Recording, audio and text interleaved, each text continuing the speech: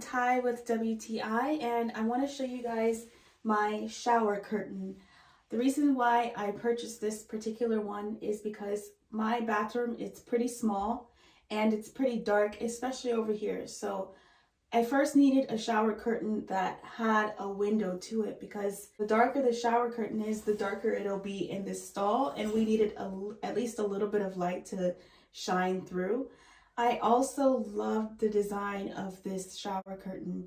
I love this waffle design here. It really reminds me of like a spa, so it gives me that like spa feel in here. It also comes with a liner, so I can easily unsnap it and snap it to throw it in the washing machine. I also love that this shower curtain does not require me to have to purchase additional hooks. It already is like a hookless shower curtain that you can just easily snap on and off. I think the quality of this shower curtain is outstanding, and I would definitely recommend it to my friends. And that's my point of view.